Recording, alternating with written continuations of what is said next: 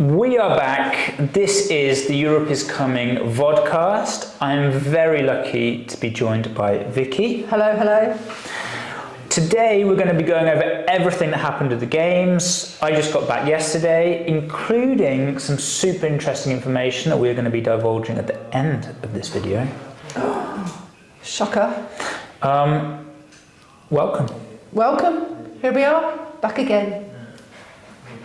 Okay, I would like to say that I feel a little bit more together than the other two people in this room today, because both of you have got jet lag and I've just got like a lovely shower and I smell great apparently. I did comment on that earlier. Thank you very much.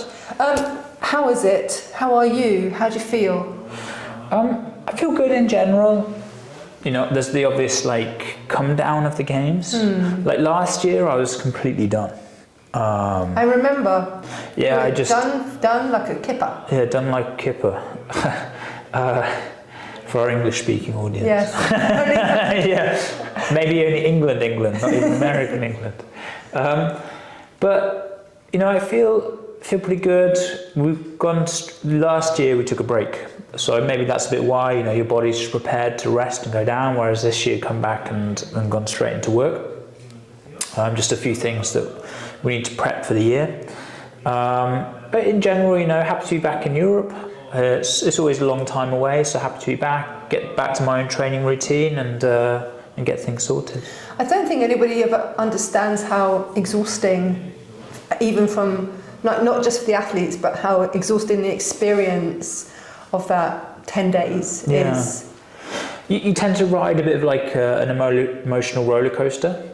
So you kind of go up, down, typically with the athlete that you follow. So, obviously we had Veronica going through her first days, and we had Moritz and Ella, and you kind of ride those roller coasters. And it's very difficult not to get caught up in it emotionally, wanting them to do well, etc. So yeah, by the end of it, you're pretty tired. Right, so let's start from the beginning. So you got to Madison and you did some activations at Big Dane. Yeah, that's the kind of beginning of our US journey. Even started in the pre-camp. Oh, okay, that's true. We've been out there for a little while, but yeah. So Games Week started. So just a bit of background. We flew out maybe. It was 2 weeks ago, no? 3 weeks ago now. Is it? Yeah, because we had the pre-camp as well. So we flew out almost exactly 3 weeks ago, and we went straight to Madison. And it was basically all of us living in a house. So we had Moritz was there, Ella was there, Chris was over, Manu, Denise. It's like a full house. And you really just get accustomed to. Heat's not really as much of a factor for us. It's a lot hotter here than it is in Madison. Yeah. But just getting accustomed to the time change basically. We were very lucky. We trained at a place called Unbroken Strength, super nice gym, and we got to run, bike, do all those kind of things as we started to learn more and more that was happening at the games. There's a cool lake. Yeah, we went to some nice places. Like Madison's actually really beautiful. I think one thing that was really interesting for me mentally, I've gone to Madison each year the games has been there. And you think, it's 2017. It's just a lot of years going back to the same place, and so always around like a very heightened, emotional, intense period, the games. And this year was like the first time I was able to really appreciate that time.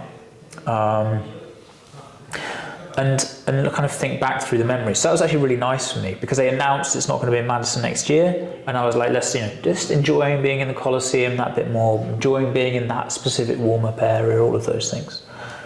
So quite sentimental. It was a bit sentimental, yeah. Yeah, I didn't realise how attached you kind of grown to a place over the years. I guess it's a lot of people are saying that they're going to miss it actually. So yeah.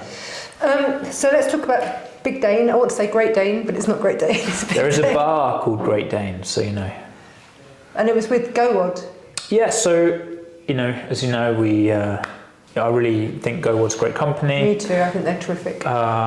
And so we helped do some activations there. I also really enjoy doing the activations.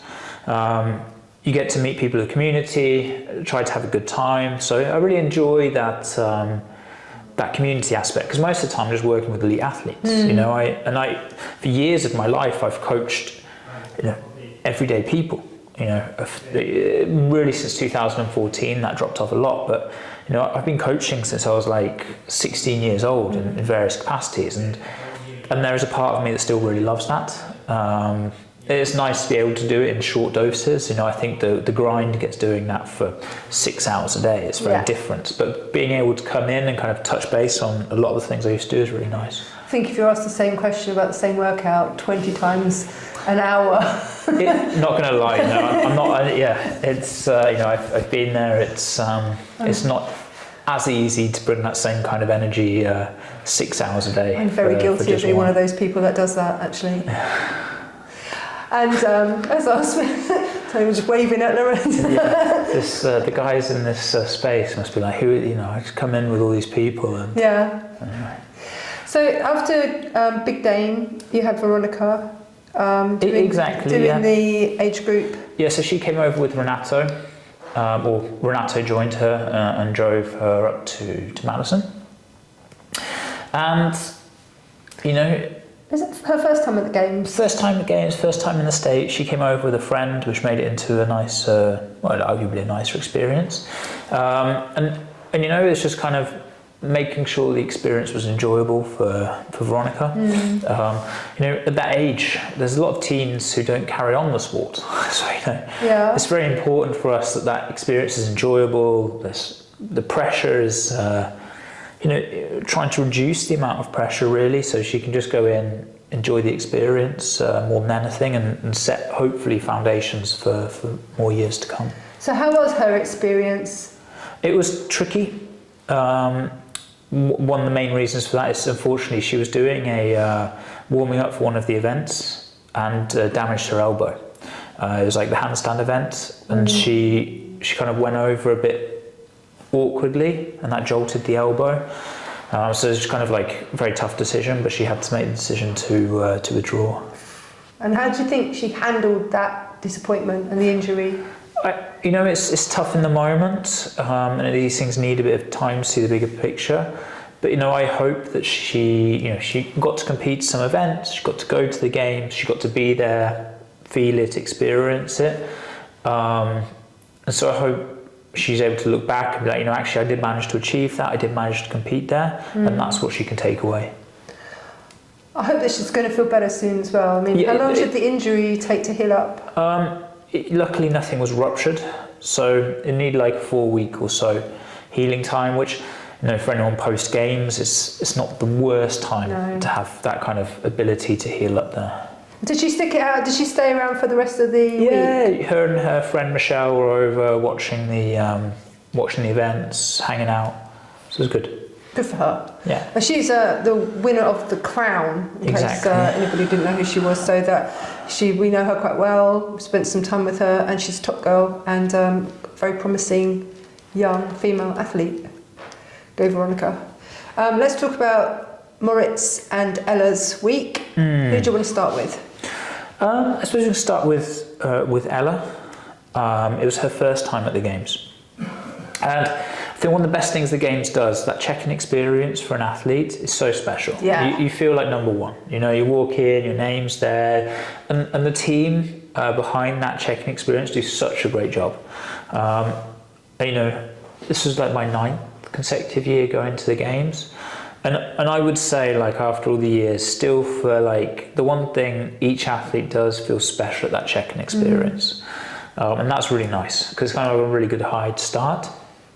Athlete Christmas. Yeah. And honestly, I think Ella handled the Games really well. You know, she obviously, Ella ended up getting cut on the first cut. Yeah. However, you know, the Games is tough. You know, like, just everything's tough about the Games. You have to be freaking epic at just one thing in order to do well just at that one thing. However, she managed to like achieve one of those huge memories. You know, people know the kind of ski sandbag. The ski bag girl. Yeah, you know, and it's always hard, especially from a top heat, to know where you're going to finish. And she ended up taking top 5 in an event at the Games, which, especially on an event like that, you know, ski erg and squatting, like, something everyone can kind of do well at. So she really showed, like it's like a highlight moment for her at the games. It was wonderful watching her. It's because I know her. It makes that whole experience so much more exciting when you know somebody that's doing so well on a screen, like thousands of miles away from you. And it's so emotional. So I can't imagine what her family must have felt like. Yeah, that's true. Her brother was there, huh? Yeah. So Tim came over, and Tim's been there for her whole journey. We met him at online semi-finals that year that you did it all in. Yeah, I mean, 2021 was it? Ella's actually like one of our longest standing athletes. I forget the age. I think she was like 18 or something, and this was like 2017 again, like first year in maths, somewhere around that age. Dane. Ella's just been one of those. Her nickname is like the silent assassin. Did you give her that nickname? No, I think Manu may have. Is that you, Manu? Came up. Which one? Ella, silent assassin. I think it was Ramsey. Oh, okay. It might be Rumsey. Yeah, Shout out to Rumsey. Good job, Rams. That's it. The reason is, Ella's just like that. She's very behind the scenes, and all of a sudden she qualifies for the games. But what you don't see is the years that have kind of built up in that linear progression. It must be so hard for her to watch every year people go to the games. I don't think so. And then not go herself. I don't think so. Really? No, I don't think Ella has that perspective on it. I think that's actually something that some people might think, but I don't actually think Ella is like that. She's just very content within herself and her journey. Even though her goal may be to go to the games, I don't believe that she necessarily has that same emotional drive of that, and that can be quite disruptive. And I think a lot of athletes have that. They build up this frustration, this anger, this why is it not me? This kind of unfair kind of victim nature of it, and I don't believe that Ella has that. I think she very much works within herself, and it's definitely one of her qualities. Now that her competition season has finished for the moment, what kind of things will you program in for her when she goes back to training that you think, or that Chris will program for her? Yeah, exactly. That she would be working on. Yeah, so Chris will be leading that program for Ella. She wants to do team in Madrid with Tiago. Oh. It's quite soon. We advise all athletes just rest. Yeah. But she did only have 2 days of competition, which is different to 4. And team again is not as intense as individual. So imagine, or discuss with Chris, she'll be probably building up just very slowly, arguably going to the competition more very rested compared to what you would do normal competition. And then after Madrid, what will her plan be for her? We still need to reflect, there probably is a possibility of not season competition, but not too much. Just stay in the zone, stay training. I've spoken a bit with Ella. Believe she's in a good place. What's going on? So no real huge momentous changes. Just consistency. She's going to stay in Mallorca. I believe that's the current plan. Good. Because I like watching her videos of her cycling around things. Yeah. She has fine coffee choices that I aspire to. I aspire to have Ella's coffee and bun lifestyle. She has a good take on Palmer's lifestyle for sure. Okay, and well done, Ella. It was super great to watch you. Moritz. Yeah. So second year at the games, most athletes' expectations change. You've got your placing from last. You want to try and beat that. And we knew Moritz was in better shape than last year. In what context, better shape? And this is a great question. Oh, good. Because how do you compare in CrossFit? It's super hard to know. So it may be better one saying we felt rather than we knew. You've got kind of data with numbers and conditioning times and whatnot. But so I was excited to see Moritz on the floor and what he could do. Obviously, he did very well at semis, did well in Dubai, and came out smashing it on day one. It was like top 5 of the leaderboard on day one. Exciting. It was extremely exciting, and he really smashed it. He did. Which was great. We always knew that day 2 was going to be harder. Because those events on day one suited him, or he came out on fire? Yeah, there's Or a bit of both? there's like nuances within CrossFit. So, you know, people say you're really good conditioned, well conditioned. But again, actually, you can be well conditioned at one thing, but not at another thing. So you might be well conditioned on machines, but not at running, etc. So the bike suits Moritz well compared to running. Arguably, they're kind of similar time domains, especially, you know, in not a specific domain as CrossFit for conditioning. You know, one was like 20 minutes, one was 40 minutes, whatever it may be. So usually you get an athlete that's good. But because the aspect of the bike change compared to the run change, for Moritz that's a big impact. For a lot of athletes, I think you'd see like a good correlation, but Moritz is one of those outliers where he does a lot better on a machine compared to run. Anyway, so we knew the run. Like I'd run with Helena, which was going to be in the evening. And then we also had, I'm just trying to think through the events. Yeah, we had the alpaca in the morning. I've got a list if you want. Yeah, the alpaca in the morning was legless rope climb. So, you know, if you'd categorise two things for Moritz, pulling gymnastics and legless rope climbs are the two aspects that he struggles with the most. And then the ski bag should have been a good workout for Moritz. So, big picture, I think Moritz smashed it this games. You know, he had like 3 top 10 finishes. One thing, really interesting thing, is last year he had 1 finish inside the top 30. This year he had 1 finish outside the top 30. So that's like a great, for us, like a great showcase. He's moving in the right direction. Great progress. Yeah, I think, you know, there's always things you can look back on the improvement. I think there were 2 workouts in the Colosseum, the ski bag, which was this one here, and then also the intervals, which were 2, he probably had a bit more potential that wasn't shown on the floor. And those are kind of things we can use to work with for going into the next season. But in general, I think he did really well. Knowing you from last year at the games, you don't typically watch the actual events in the auditorium or in the Colosseum or on the floor. You're watching them on a screen in the warm-up area. Was that the same this year? Yeah, a little. You know, first event, Bike. the bike event, and it was like just for logistics. Like you've got the warm-up area, you have to walk around, and usually coaches don't get the best access. So, you know, we stay there, the athletes can go out, etc.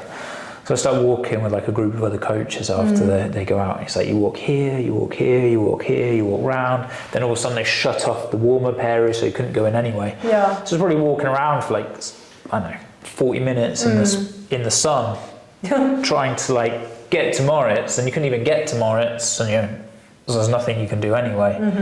You know, as he's going behind the bike, oh yeah, yeah, there's not really your level of coach, it kind of disappears at that point. So I realised at that point why I tend to stay in the back. You did get a lot of steps in that day. Yeah, I did get a lot of steps. But I went, so for some of the Colosseum events I did end up going, especially ones where I didn't have to like do anything after. Also to appreciate the Colosseum again. Yeah. It was like nice for me just to be out there, see Moritz on the floor. Like I was out there for the lifting event, for example. That's what I was going to lead up to. What was it like for you watching him? Yeah, I'm really happy. Like he made all the lifts that he needed to make, and at that moment in time, it was like fighting for the cut. And he did exactly what he needed to do. You know, it's top 5 finish at the games. You can't ask for more than that.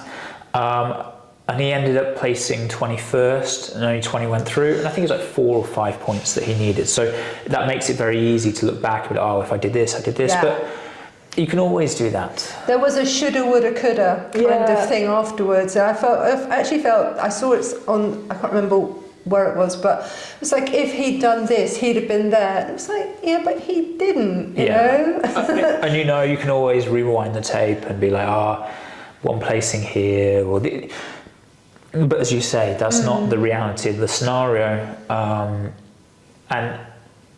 I think actually finish the weekend on that big high is really good. I think, I mean, how did he feel about his performance? I think athletes have a tendency to want more. Yeah. Which is a good attribute for being an athlete. But it's also, I think, as I get older, taking the time to really appreciate what they have achieved. is useful. Like I think Moritz has made great progress, and being able to appreciate that journey and see how far he's come. Yeah, sure, there's more work to be done, but that's kind of the acceptance of life as constant work. Like you kind of, I feel as well, like the older I get, you feel like you've learned every lesson, but then every freaking week there's like a new lesson to be learned. Fucking hell, I didn't see that one coming. So unfortunately this idea of constant work is just one of those aspects, and so I think appreciating the journey is a very useful skill to do, because you're never really finished. Are you programming Moritz's training? I was leading up specifically to the games, or Chris and I would collaborate and work through that. Like we moved into, if I look back even last year, the years before, where it was solely me, I was doing everything myself.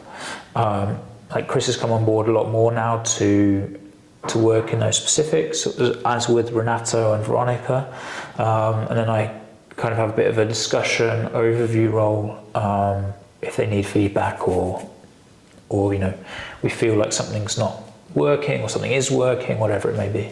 And what's Moritz's plan going into the next few months, do you think?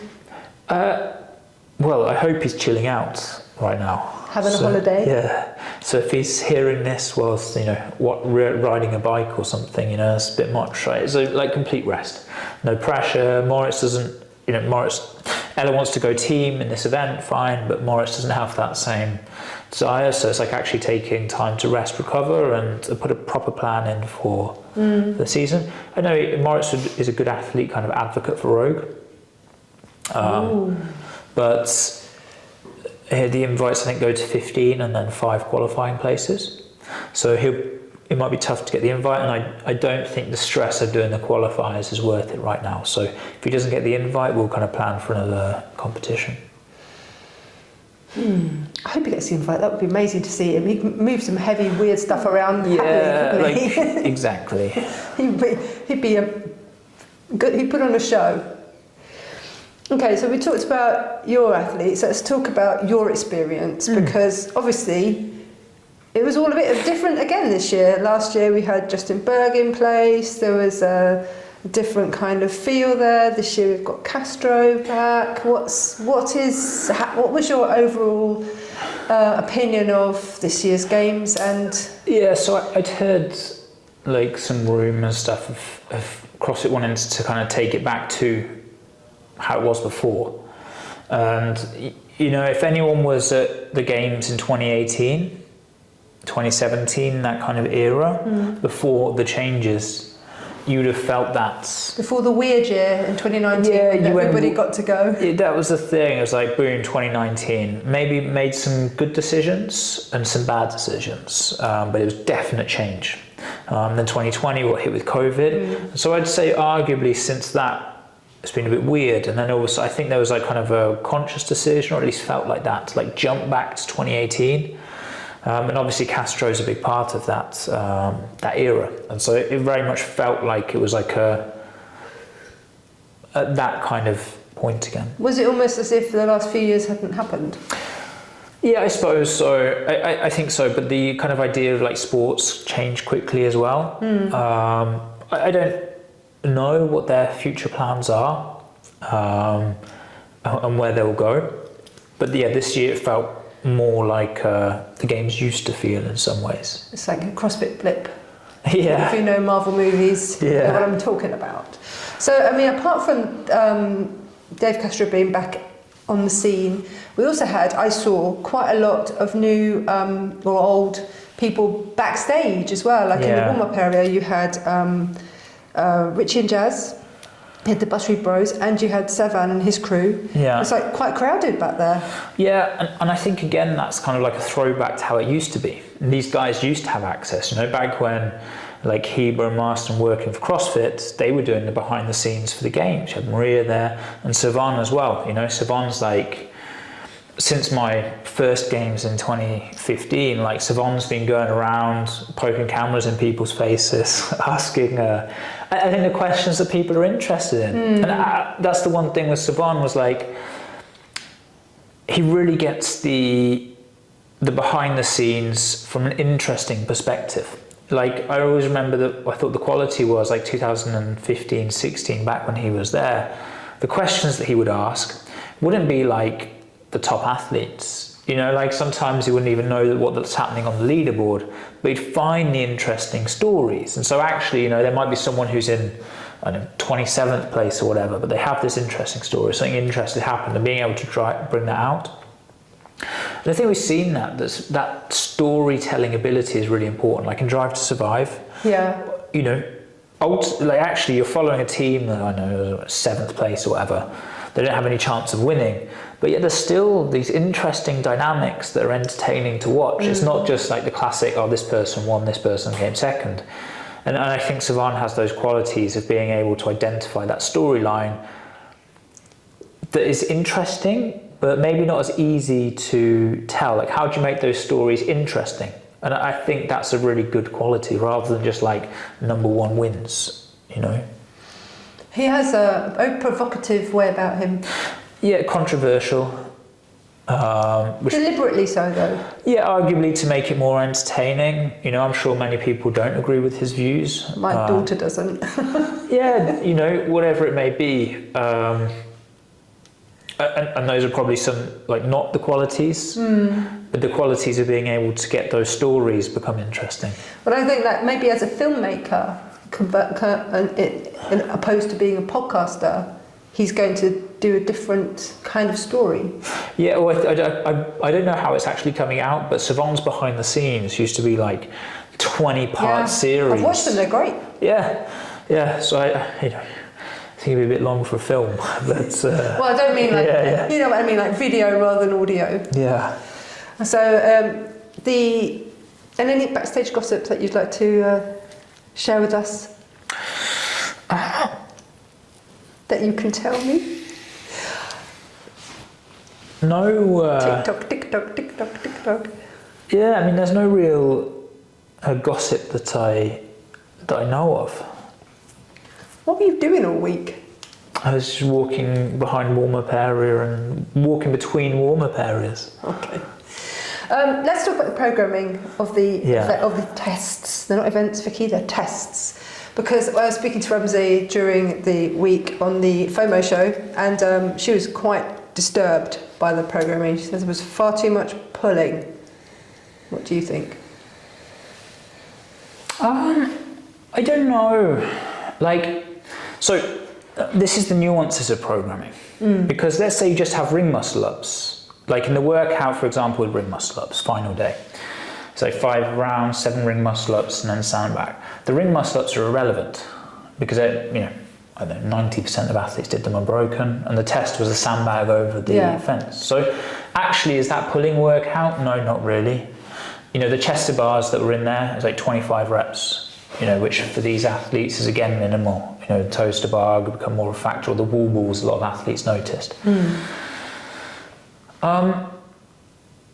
There was one obvious rope climb workout with the legless rope climbs, pulling workouts. But again, I'd say that was like a dual component. You had the pulling, legless rope climb pulls, then you also had like a heavy kettlebell that you had to contend with. So I think that if you kind of list movements, there were a lot of pulling relative to pressing gymnastic movements. But did they become factors in the workouts? Obviously in the legless rope climb one, yes. But arguably as you move through, maybe not so much. Alex Gazan, it was also to do with your trainers. Yeah, exactly. She lost her shoes. Okay, so in which case she also said that it was very biased towards the heavier athletes. This is the thing with games. Like, so you take an athlete like Yele, who did very well this weekend, and you've had that example with Fikowski in the past, where you struggle to make it through, then when you make it through, you can really do well. And Yele has that ability with running, obviously, like, he can just really get those high finishes. Obviously, he won the 5K run, and that's going to suit him then well in something like Elena, or these things where if you have that running ability, you're a bit bigger, so those odd objects become a bit easier. The sandbag, you know, who would you want to be, Yele or Colton on the sandbag? You know, it's kind of like a thing, but the games tends to favour that like bigger, well-conditioned athlete. And as long as you can get through the gymnastic component, you can usually do pretty well. And so games has, and that's why Tia arguably might have been a bit outliers in that instance. You know, Tia's just so freaking strong. I think Laura had like 5 event wins this year, which is phenomenal. Like, this is the thing, like Laura's like well enough conditioned, good enough for gymnastics, that she's so far ahead on the strength curve that like it's just the effort needed to do things is so little compared to everyone else. Like the pig is the perfect example, you know. That was amazing to watch. And you know, arguably the sandbag as well, just being able to move that sandbag, being able to do all these odd object things at the games, that raw strength is such an attribute, you know, being able to win the lifting, being able to win any odd object thing that gets thrown out. And I think that's where Tia was impressive, because she had that strength as well. Maybe not the same level of raw strength, but you know, she's the only one on that field who had been able to put up near a 120 kilo clean and jerk. And that's where that kind of competition starts to heat up, is when you've got someone at that kind of level as well. But yeah, that's the classic thing, like at games, being able to be big and well conditioned is really like a huge advantage. Who stood out for you over the weekend? Who impressed you? Who surprised you? You know, Errol Lowen. Yes, you're right. Yeah. She was amazing. Yeah. Cool as a cucumber. Super nice, super chill. Just freaking phenomenal. Yes. And you ask me, like, you go, what's Laura great at? You go, well, strength. You know, you go, what's Emma Lawson great at? You go, well, she's like great at gymnastics, very well conditioned. You go, what's Errol Lowen great at? You go, you don't necessarily know. Yeah. But she's just freaking good enough at everything. And it's super impressed. You know, she was on no one's predictions list going in. She wasn't, was she? You know, everyone disregarded, and she didn't. You know, she took third by like a huge margin. She was like, there was this kind of pack of them that were very far ahead. And so yeah, I mean, and I would argue say like the recognition that she received is not as big, so I hope she kind of gains that recognition, because it was a huge, I mean, she's got a kid, trains in the garage, you know, not one of the typical like all-in, or, you know, visibly all-in athletes. She's got other things going on in her life, thanks for asking. Yeah, like a kid, you know. This was very impressive. Adler obviously taking the victory, you know, he wasn't, again, maybe he was up there in the favourites. But yeah, I think like because of like if you kind of talk about surprises, Ariel finishing on the podium is something that's very impressive. I really liked Jeffrey Adler's story as well. Yeah, being a volunteer. 6 years ago on the event team. Yeah, like Olsen had a similar story as well. Did he? Yeah, I think he volunteered at a really early regional and then ended up qualifying through to games. It was really lovely watching him go through. Yeah, nice guy as well. Let's talk about dramas. Oh yeah? Yeah, Raymond?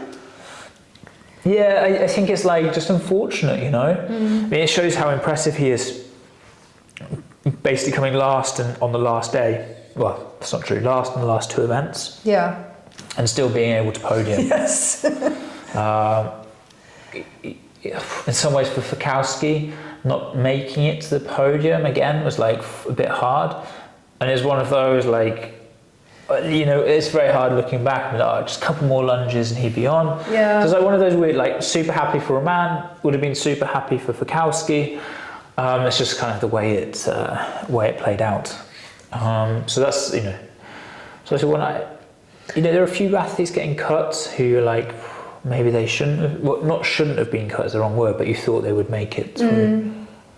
The way that he broke his foot when he was jumping down from the log, landing on, or stumbling on the sandbags. I was speaking to Rumsey about this as well, and we were talking about how would you control that, you know, from a kind of professional athlete's perspective, because they now have this thing with like cutting the ropes off before they hit the ground, that sort of thing, so that there's less things to fall on.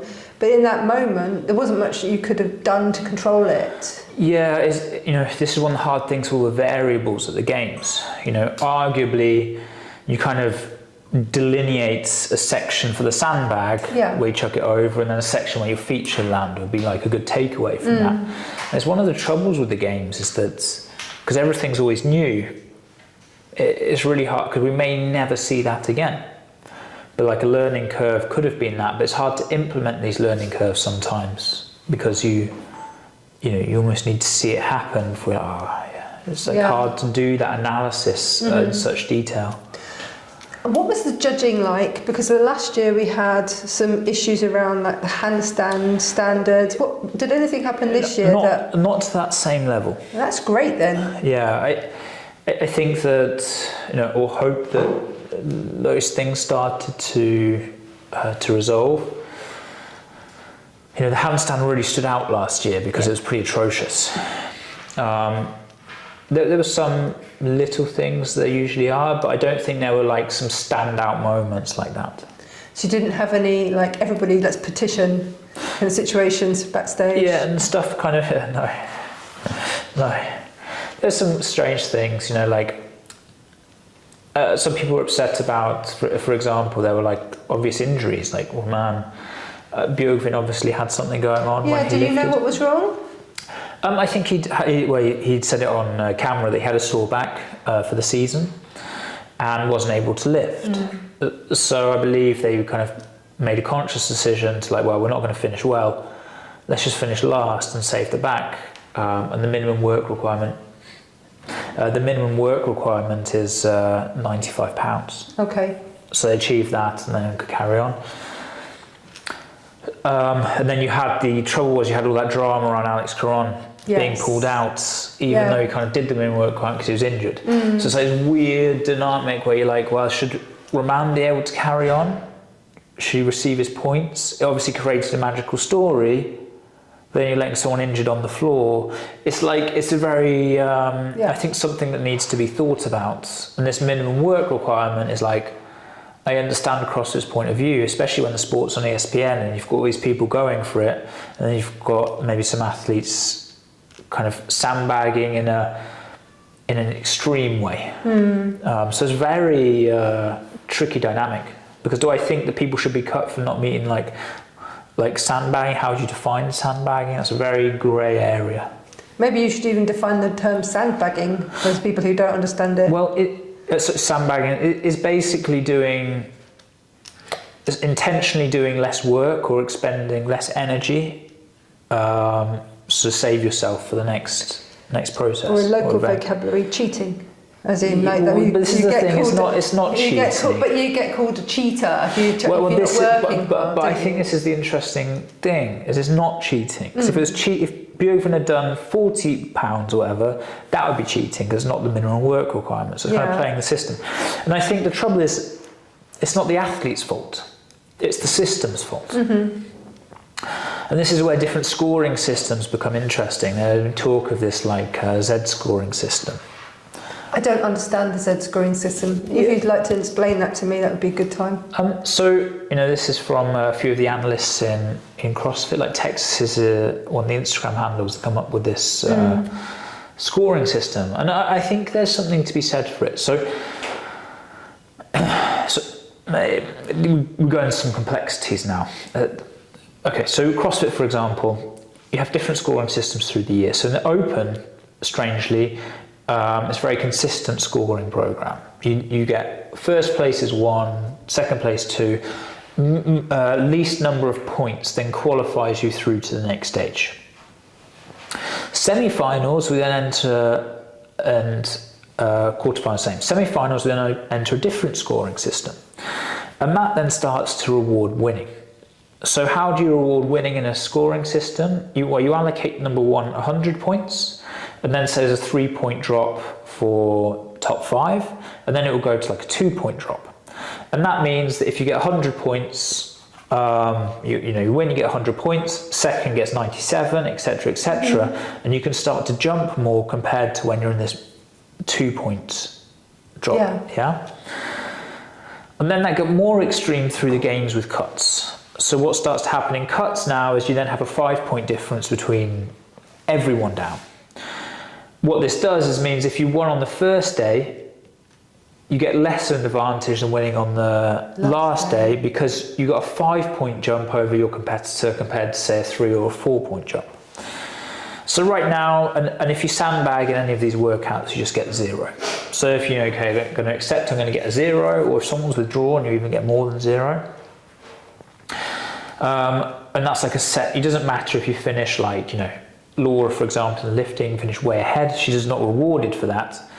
She gets 100 points no matter what, and that's how the system is. The argument is that you should be rewarded or punished through a more consistent system. So let's say you do the 5k run, and you finish first by 5 minutes. You should be rewarded relative to the scoring of the field. Is that the IB system?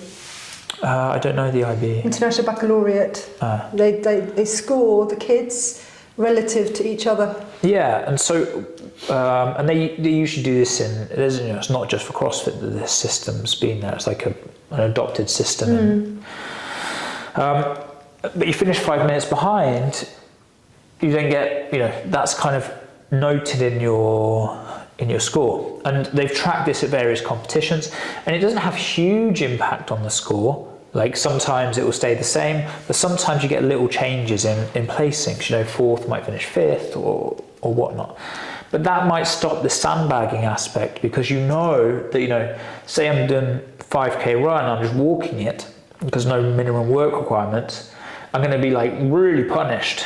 Rather than just get a 0, it might actually start taking me what would be a relative minus compared to the field, if that makes sense. Yeah.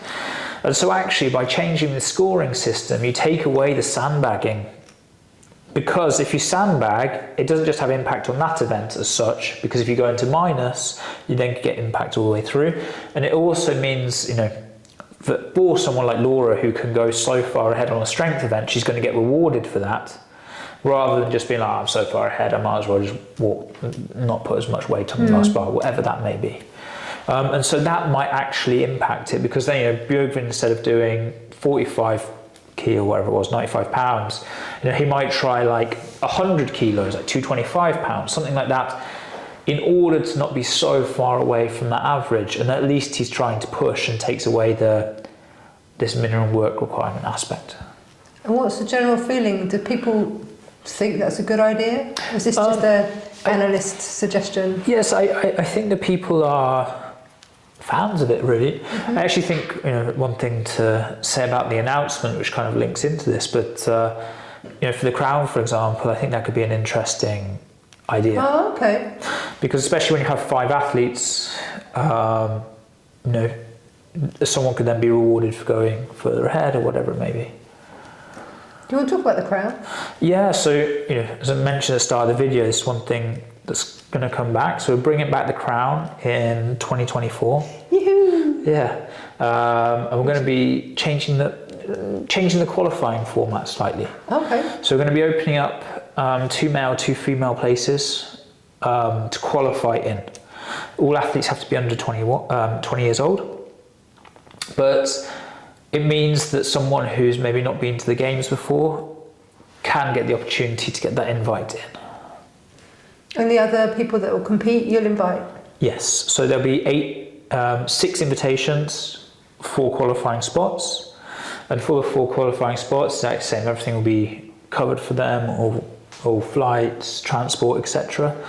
Mallorca's a very nice place to visit. Yeah. Will it be Easter time again, do you think? Exactly, Easter 2024. Better get that in the diary. Anything else to report? You bought a new car? Yeah, which, you know, yeah, because I've been renting for the last year different cars. Maybe, not that people will be interested, but in Mallorca off season, which is when there are no tourists, it's very cheap to rent cars. Peak season, it's like, I don't know, maybe 4 or 5 times the price of the off season. Yes. And you know, there's not been, I think the plans have been changing a little bit through the year. So now we're like high peak season. I was like, just going to have to drop this sucker and get a car. So yeah, I had It's second hand, so Literally, you got back yesterday and you've bought a car today. you know, those who know Jacqueline and I, us having different cars is like a Crucial. blessing to our relationship. How is Jack? She's good. She's at the gym now, so she's back training. I think probably going to the games was the best thing for her, like to go and spectate. She actually had a great time. Yeah, she told me she was having a blast. Yeah, you know, just she knows so many people, and it was nice being at the games without any pressure. You know, just chatting to people, training, speed. You know, it was actually really good. It's lit a fire. Yeah. Not that it wasn't already lit. Yeah. I should imagine after Berlin it was burning pretty strong. Yeah, and you know, we haven't had any chance to talk about the future, but that leads us well into next vodcast. Which is going to be? Soon. Okay, soon. Probably next week. Maybe we'll drop it next Thursday. Tell the You people. have to look at the camera, not at me. Oh, sorry, Manny moved. Yeah, let's do one next week. Okay. With what, chit chat, or we're going to get someone in? Vodcast on Thursday, probably chit chat. Okay, chit chat. Get the coffees in. See you Sorry, then. man, I keep looking at you. Many outtakes. That is my magic. He was having a sleep over there. He had a little He was nap. napping. We should leave him to go and get a nap. Okay. Thanks, guys. See you next week.